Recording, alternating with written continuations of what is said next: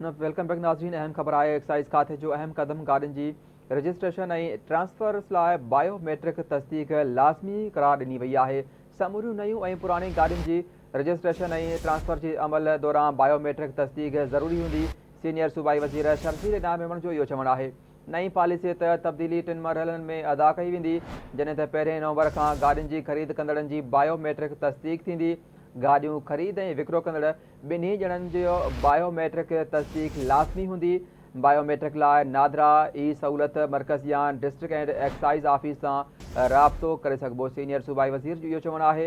अहम ख़बर आहे नाज़रीन, एक्साइज़ खाते जो अहम कदम गाॾियुनि जी रजिस्ट्रेशन ऐं ट्रांसफर लाइ बायोमेट्रिक तस्दीक लाज़मी करार, जॾहिं त सीनियर सूबाई वज़ीर जो चवणु आहे त समूरियूं नयूं ऐं पुराणी गाॾियुनि जी रजिस्ट्रेशन ऐं ट्रांसफर जे अमल दौरान बायोमेट्रिक तस्दीक ज़रूरी हूंदी।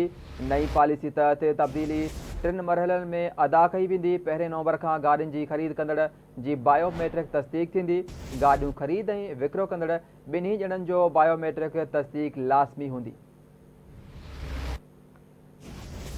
सीनियर सूबाई वज़ीर शर्जील इनाम मेमण जो चवणु आहे त बायोमेट्रिक लाइ नादरा ई सहूलियत मर्कज़ या डिस्ट्रिक्ट एक्साइज़ ऑफिस सां राब्तो करे सघिबो। अहम ख़बर आहे नाज़रीन, एक्साइज़ खाते जो अहम कदम गाॾियुनि जी रजिस्ट्रेशन ऐं ट्रांसफर लाइ बायोमेट्रिक तस्दीक लाज़मी करार ॾिनी वई आहे। समूरियूं नयूं ऐं पुराणी गाॾियुनि जी रजिस्ट्रेशन ऐं ट्रांसफर जे अमल दौरान बायोमेट्रिक तस्दीक ज़रूरी हूंदी। सीनियर सूबाई वज़ीर जो चवणु आहे त नई पॉलिसी तहत तब्दीली 3 मरहलनि में अदा कई वेंदी।